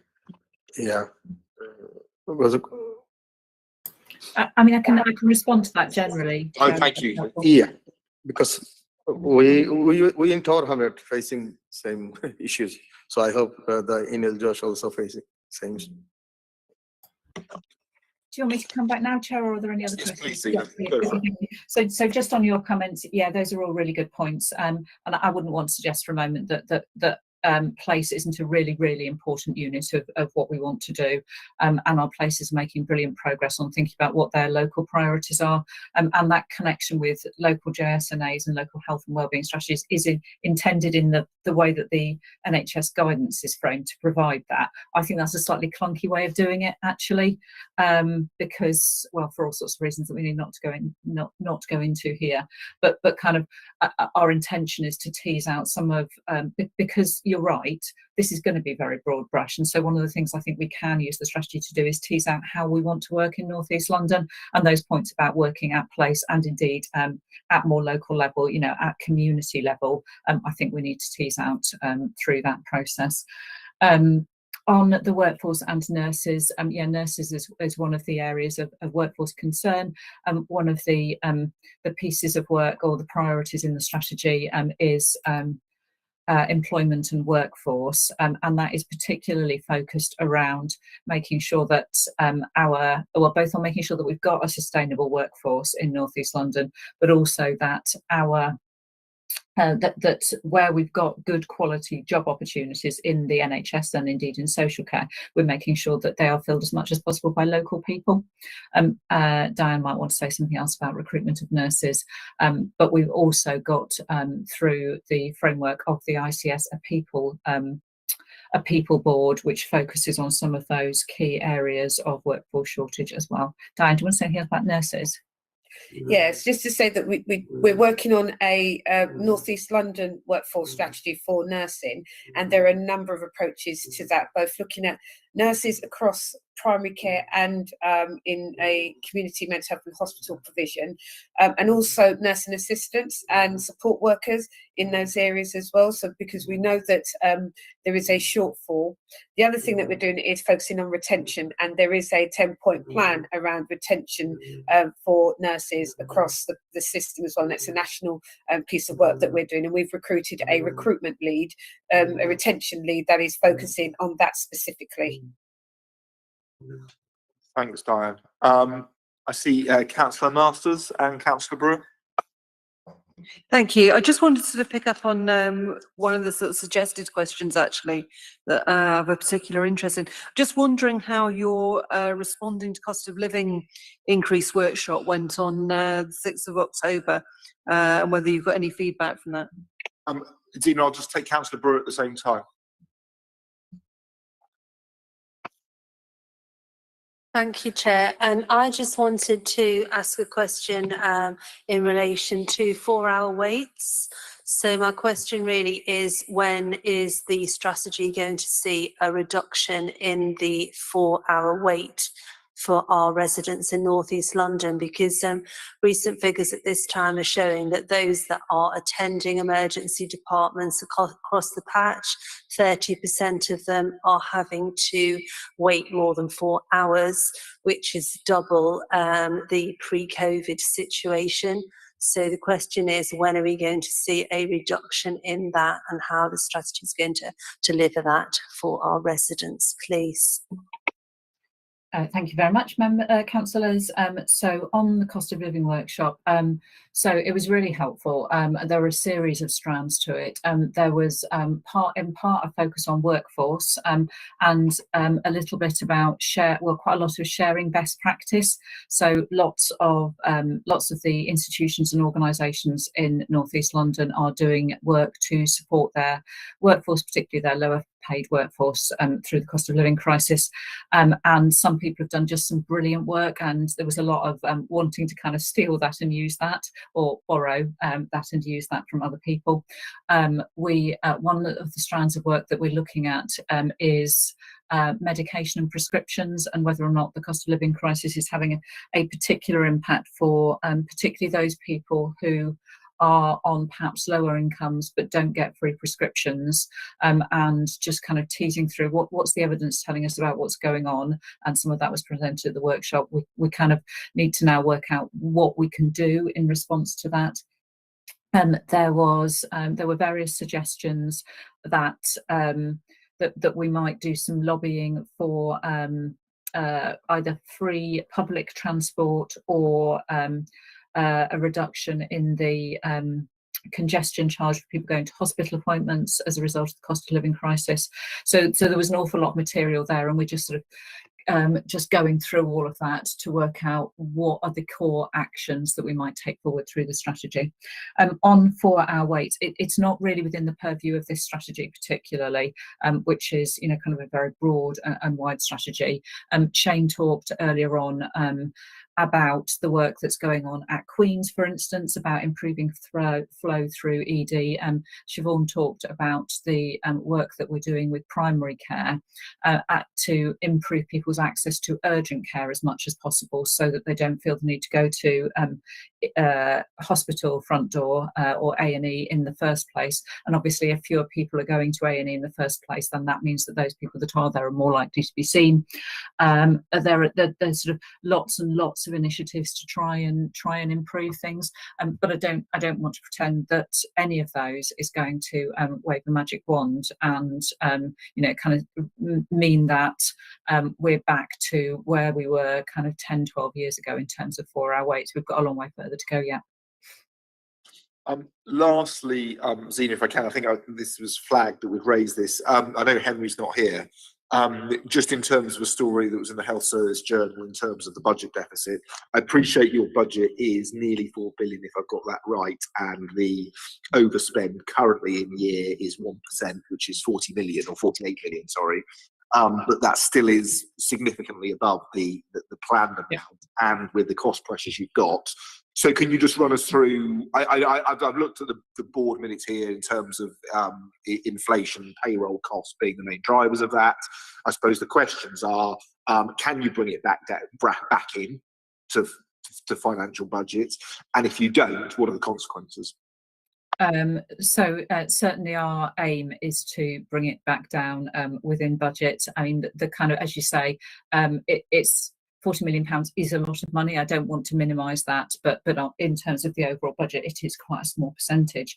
And what we're broadly reporting is it is not quite overspends, but more variance from plan, if that makes sense. So kind of we expect it to be sort of at this point, and we're slightly above this point. And obviously there are various complications to do with exactly how the system is paid for activity and so on and so forth. So certainly we're working really hard to bring those numbers back in alignment again. It is really difficult, and I know that members here will really understand this, to be absolutely confident about what happens over the next few months, given the huge amounts of volatility that we're all facing. So I think perhaps I won't speculate on what consequences there might be. Sorry, that was probably the poorly phrased, but in terms of, I don't know what ICSs are being told about if there is a overspend at the end of the year, because I mean, historically, if different trusts, hospital trusts were in that situation, I think Barts ran with a deficit for a number of years that was sort of, I don't know the financial model of which it was backfilled by the Treasury, but is it just that then that sort of gets rolled on and you're sitting with it, but you've got to make it back next year? What are the sort of the technical levers? Do you know? I mean, perhaps you don't know because ICSs are a new beast as to what the technical consequences are. Certainly, the guidance that we are receiving is that we should make every effort to bring the budget back in line before the end of the year. Very quickly, because we're just so Cllr Adams, microphone on, please. Is the ICS strategy, is it going to be shared with the Health and Wellbeing Boards in each local authorities? The ICS strategy, is it going to be shared with the Health and Wellbeing Board in each of the 8 local authorities? Yes. What an excellent question, Councillor. Thank you, because it reminds me to say that not only would we like to bring the strategy back to the next meeting of this committee, if the chair is happy, but we're also going to each of the meetings of local health and wellbeing boards over the course of, it's quite a short period of time, I think in November, to discuss the emerging strategy with them. Thank you, Zina, for that. I'm going to bring this item to a close now. And so can we go to item number 6? We're joined by Jacqui Smith, who is the chair in common for Barts-BHRUT. And this is in terms of the acute provider collaborative. So to set some context, and I stand to be sort of corrected, but during COVID, there was sort of a number of specialist hubs across the patch dealing with high volume, low complexity work. And in terms of, I don't know at the moment, but for example, whether they have continued, whether we wish to build upon that, and the debates that are often had around this space about them that meaning extra travel distance for patients, and whether people would prefer to travel further to get an operation sooner, etc., and what the forward plan is. So, Jacqui, over to you. Thank you, Chair. Well, I will come to that point, but of course the acute provider collaborative is broader than simply that issue. And of course the context for this is that as part of the development of the integrated care system, there's an expectation that all providers will form collaboratives. So there will be 5 collaboratives within the North East London ICS. There'll be mental health, learning disability and autism. There'll be community services, there'll be primary care, and there'll be the voluntary VCSE sector as well. So the fifth, if you like, is the acute provider collaborative, which is being established with membership of Barts Health, BHRUT and the Homerton. And the overarching aim of the collaborative is to support the objectives of the ICS, in particular in terms of looking at what we need to do to improve outcomes for our patients, seeing what more we can do to ensure that wherever you live across North East London, you're going to get the best possible access to the best possible care, that we are providing value for money, and that we are improving the resilience of all of the parts of the acute provider collaborative through that collaboration. So the first thing that we've been thinking about is what should be our priority programmes as part of the APC, and we've decided to focus on planned care, on urgent and emergency care, on critical care, on maternity and on cancer. We will also work on the development of an acute clinical strategy, and I think that's one of the elements of that relates to the high volume, low complexity developments that you were talking about, and I'll return again to that in a moment. We're also looking at how we can take more responsibility for specialised services and at research and clinical trials. We've also recently added a programme strand around babies, children and young people, and we'll look at cross-cutting enabling programmes like workforce and education and informatics and digital. So at the moment, each of these programmes, we've assigned each of these programmes a hospital or trust chief executive as a sort of lead member, and we also have a shadow board. So we have an executive group, and then we have a shadow board for the APC, which is chaired by John Geeve, the chair at the Homerton, with me as the vice chair. Zina is on as the sort of ICS link, and this is very shadow at the moment because we need to give more thought to both how we ensure patient engagement in that, and also what the relationship is going to be to place-based structures in each of the places in the ICS as well. What we've been very clear about, though, as a board in tasking those programmes I outlined is that we want to see what do we need to do and what can we do to achieve short-term improvements in patient care and experience, as well as sustainable improvements in equity for our populations. On the acute clinical strategy, we have agreed, as I say, that this is one of our areas of collaboration. We're frankly in the process of bringing together some of the work that had happened previously at individual trust level, some of the expectations that have come nationally around, for example, the development of high volume, low complexity centres.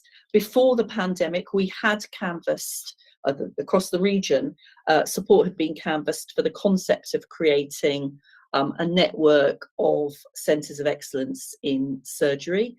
And I think, I mean, I wasn't here, but I am told that the initial engagement was reasonably well received. But of course, the emergence of COVID meant that we had to both put the strategic planning on the back burner, but also some of the changes that we made in order to improve resilience during the course of the pandemic potentially could be seen as sort of trying out this model. But essentially, we're now back at saying what we now need to do is to look at what we had been thinking of developing before, looking at what the pandemic has told us about how we can organise our services, and actually work up the coordinated proposal, bringing together all of the different elements. That will help us to feed into the context of the ICS work that Zina was talking about previously. And in particular, we're aware that we need to do this to help to inform the forward plan that Zina was talking about previously. I was understandably pushed yesterday evening about when will people see the strategy, and why haven't I brought it this evening? To be completely frank, this strategy hasn't been developed to the extent that the boards of the individual trusts have seen it yet, let alone the board of the acute provider collaborative. It is very much something, as I say, that we're very early on in terms of the acute provider collaborative, and we will bring back conclusions about this as soon as we can, and as I say, to feed into the forward plan that I think is due to be produced for March. Thanks, Jackie. And I mean, we sort of, there's been sort of talks about similar things in the past. I mean, to what extent is it an estates issue, in the sense that you need to work through I mean, there's been talk previously about moving a number of mental health beds, say, from Homerton to the Mile End to free up surgical capacity in the Homerton, just to take one example. To what extent have you got to put lots of pieces of the jigsaw together before you can even work out whether some of these ambitions are tenable? I mean, how much of it is an estates issue? I'm not sure we've even got to the point I mean, there is an element of it that is obviously about estates, but one of the things that we're very keen to do as we develop the whole of the clinical strategy isn't all about high volume, low complexity. It's about other things like how to ensure resilience of our critical care, for example, which we did develop during the course of the pandemic. How do we get more services out of hospital, home dialysis and stroke rehabilitation, things like that. But on the sort of things which I wholly understand, not least from former lives, will cause people interest, which is moving services from one place to another. The first question is, what do we know about what's likely to enable the best outcomes for patients? So what are our clinicians saying about where the expertise is or should be focused in order to get the best outcomes?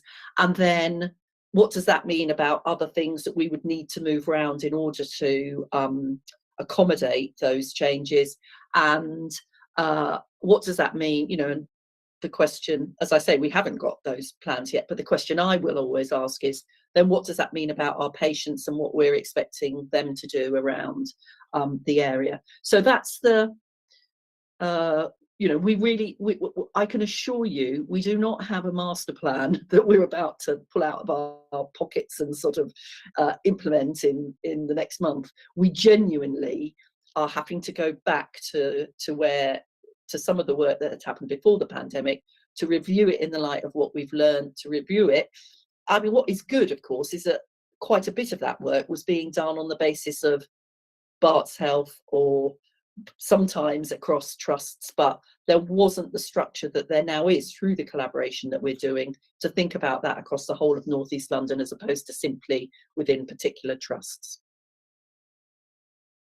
Jackie, I'm just looking for questions. I've got Councillor Brewer. Do you want to come forward for a microphone? Councillor Brewer. Yeah, come.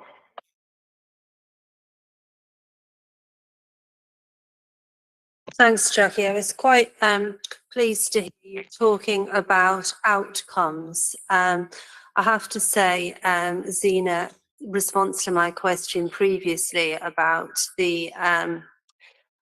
strategy not being likely to improve outcomes in terms of the 4-hour waits, which were not 10 to 12 years ago. These were pre-COVID levels that I was referring to. So I'd like to ask, if not the strategy, then what's the collaborative going to do in terms of eliminating long waits? and reduce the 62-day cancer backlog, because the waiting lists currently stand at 25,000 for the Homerton, 63,000 at BHRUT, and 112,000 at Barts. So, you know, I'm really interested to know how we're going to, you know, reach a point where, you know, these start going down, we improve outcomes for people. Thank you. Thanks, Councillor. I think that's probably not so much, that's probably more for Shane possibly to answer. So if we've got time at the end, I'll possibly ask Shane just to come in and talk about those specific waits and times and backlogs, because as a chief exec of what the trust is probably more better able to answer that. In terms of actually the provider collaborative, I mean, so Jacqui, are you able to assist in terms of the just by way of an example, the high volume, low complexity? Has that continued on post COVID, or has essentially that been paused? And it might be something you go back to. I mean, I'm not aware of what's happened. Have those sorts of hubs continued?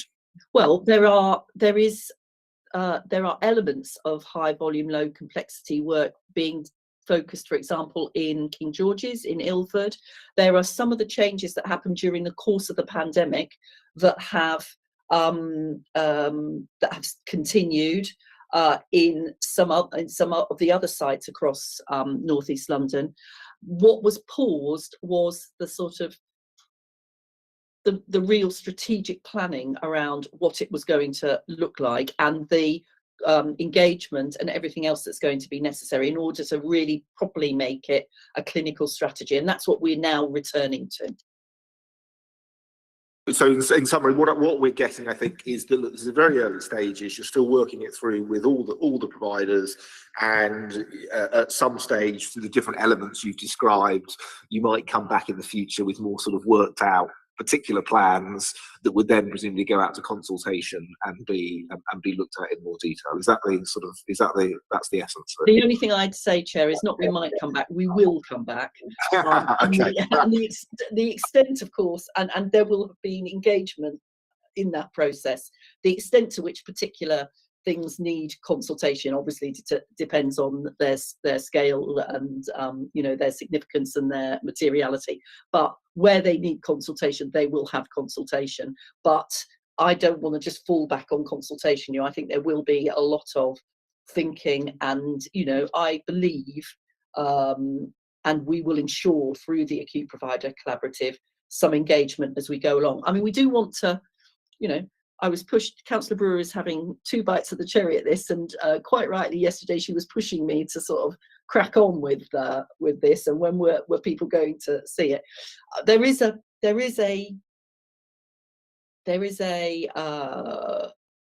frankly, you know, there's a sort of challenge to balance getting on with things that we genuinely think could improve outcomes for patients, and that's the absolute test. I mean, whether or not it's the collaboration that I specifically chair, whether it's the acute provider collaborative, I think we've all been very clear that the number one test is this going to improve patient benefits for our patients? But there is a balance between getting it right in a complex system and engaging our clinical teams and others in thinking about the strategy and getting on with it.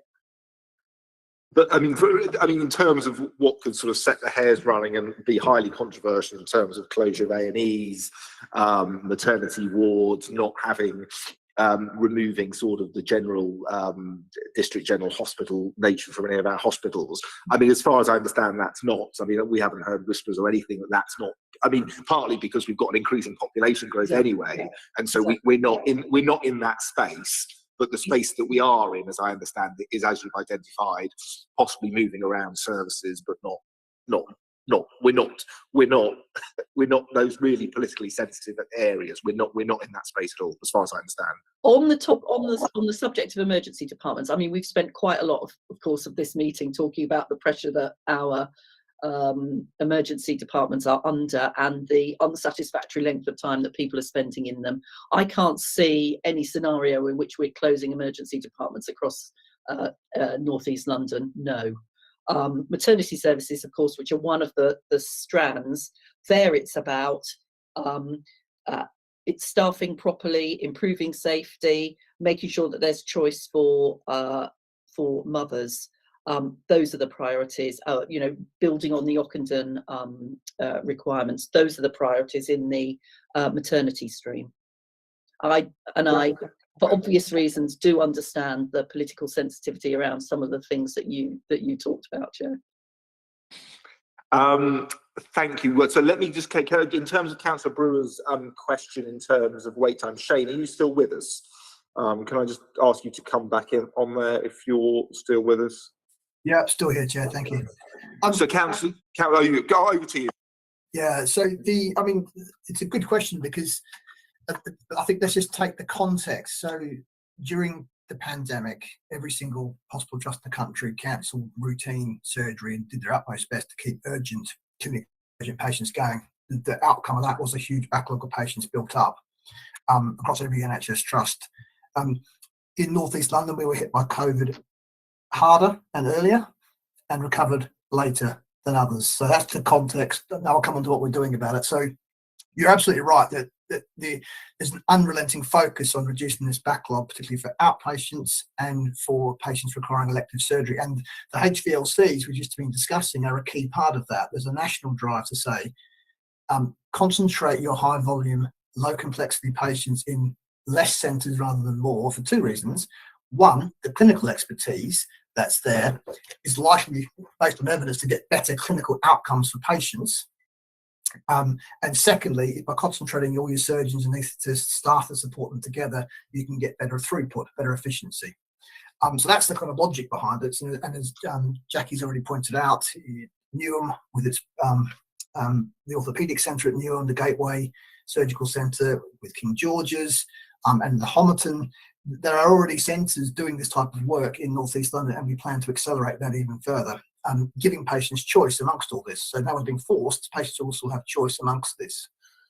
That in turn leverages then the mutual aid we still see on the elective pathway. So a number of Barts Health patients moved to Queen's and King George's during the pandemic around diagnostic tests because the waiting times were less, patients were given the option, were happy to travel. And the same thing is going to happen with surgical pathways, and it's happening. So patients going to the Homerton for urology or for gynae, patients coming to Whipps Cross or Newham from other hospitals. And a lot of this has been driven by patients who can say, I can wait far less here, and it's more convenient for me to do so. So more of this will come. Jackie is quite right. We're talking about elective surgical, so patient choice in elective surgery, not emergency pathways, and certainly not maternity. This is the stuff where, as I say, the clinical evidence nationally points out that concentrating these in fewer centres is better for patients.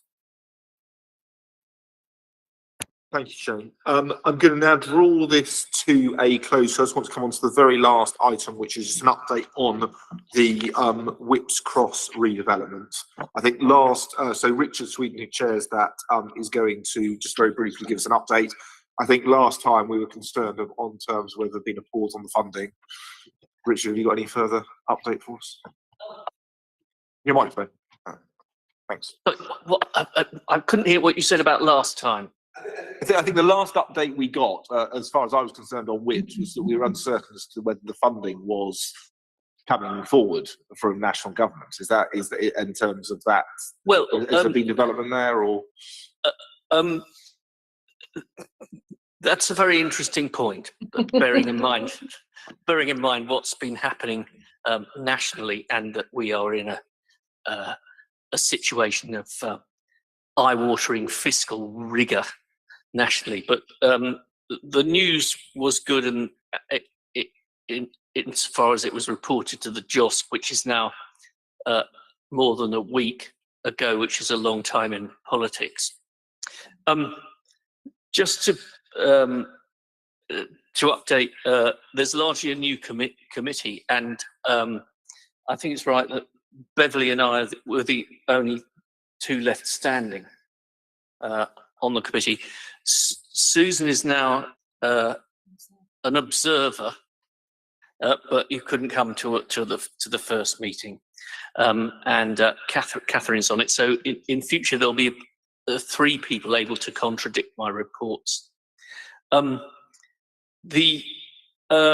In addition to the update, where where it was reported that the Secretary of State had agreed for some initial work, which involves some road building and a car park, basically, had been agreed and started.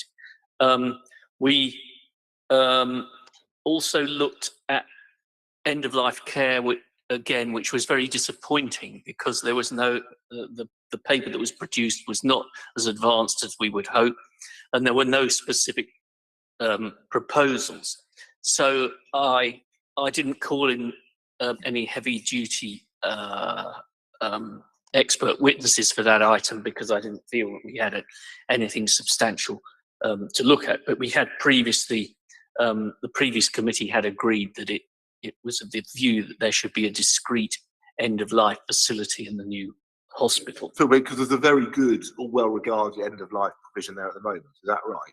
There is a discrete, well-regarded end-of-life facility, the Margaret Centre, which in fact in Waltham Forest is the only equivalent of a hospice facility. There's a kind of terminology discussion because technically speaking it isn't a hospice, but it does what hospices do. On the site of Whips, and then people are concerned at the loss of this facility. The other thing that we looked at in view of the representations that have been made regarding statutory consultation about the general scheme, but also any proposed changes in service, some of which could predate the new hospital. We've just been, in the last item, we were hearing about something which could result in a change of service which would affect Whips, but might not come under the category of the new hospital.